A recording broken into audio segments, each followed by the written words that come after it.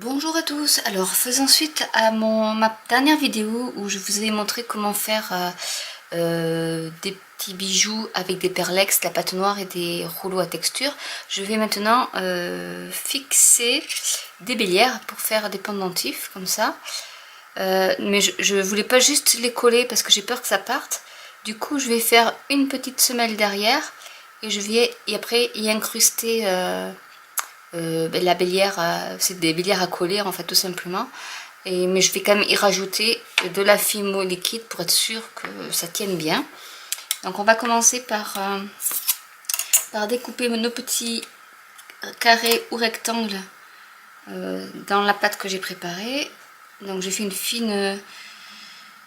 fine plaque et je vais couper. Peut-être qu'il faudrait que je prenne le scalpel d'ailleurs.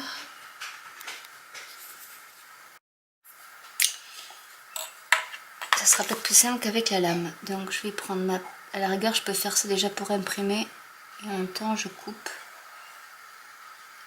Je vais essayer de pas trop appuyer, toucher avec mes doigts parce que comme le perlex, même si c'est fixé pendant la cuisson, en général il est encore, si on frotte on peut en enlever, donc du coup je vais quand même éviter. Je vais toutes les mettre là, les pièces, et je vais faire donc au fur et à mesure mes petits contours. Même si s'il y a de la pâte qui dépasse, c'est pas bien grave parce qu'il faudra que je raccorde de toute manière un peu avec les côtés.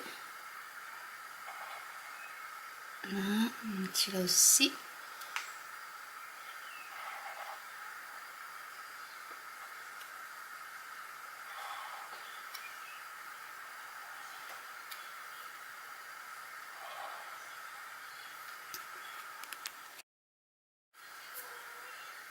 Ah, voilà, j'ai découpé toutes mes pâtes. Je vais retourner mes créations.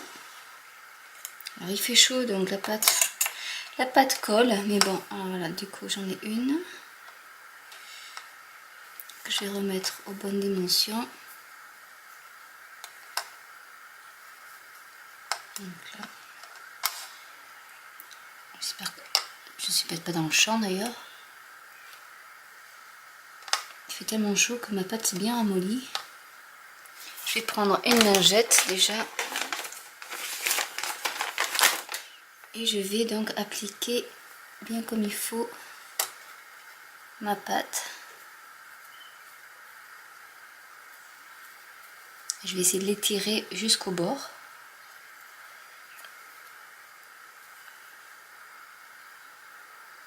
Comme ça.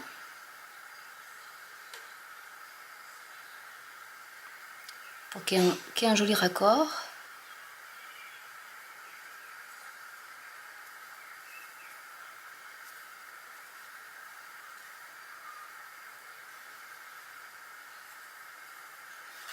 Donc là c'est de la pâte fimo. Donc du coup elle laisse pas mal de noir. Bon, pas sur mes doigts, c'est déjà pas mal. Mais c'est un peu l'un des inconvénients de la pâte fimo noire, c'est que voilà, elle se transfère pas mal sur les doigts. Donc je vais essayer de faire des jolis rebords quand même.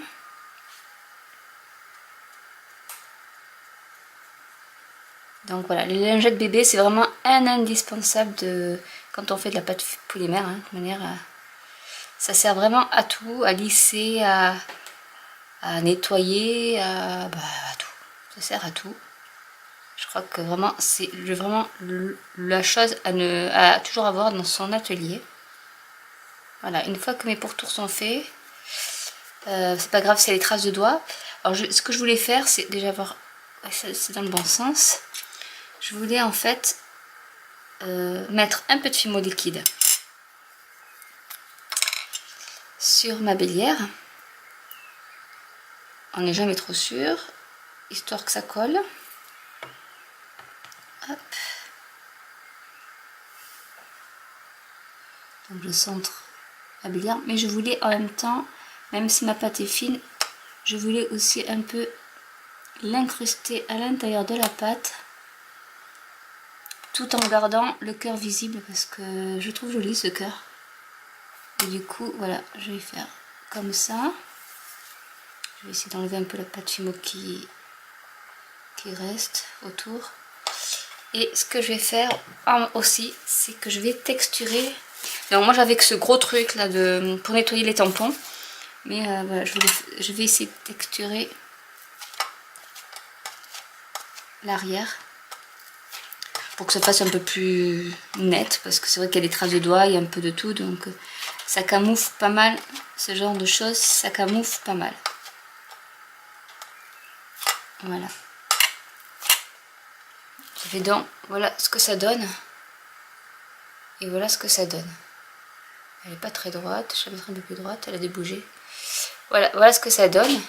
Donc je vais faire les autres. Et ensuite je passerai pour une deuxième cuisson. Parce que ça savait déjà que c'était de la pâte cuite. Et donc je vais repasser en cuisson pour bien fixer la petite bélière. Voilà, je vous retrouve tout de suite après ça.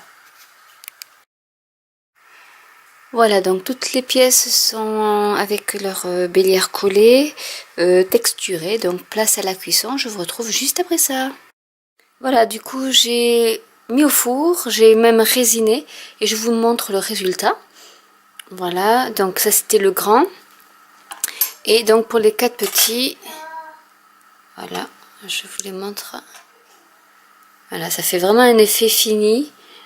Et faisant comme je vous avais dit dans l'autre vidéo, ça fait vraiment un rendu avec une profondeur qui est très jolie. Et donc je vous montre l'arrière une fois cuite avec la texture. Voilà ce que ça donne. Donc je vous rappelle, j'avais mis une couche de pâte fraîche avec un petit point de pâte Fimo, de Fimo liquide pour bien solidariser la bélière parce que je voulais pas que voilà ça se carapate. Et voilà donc le résultat. J'espère que cette vidéo vous aura plu. N'hésitez pas à liker, à mettre un commentaire si vous le désirez. Et je vous dis à bientôt pour une autre vidéo. Ciao!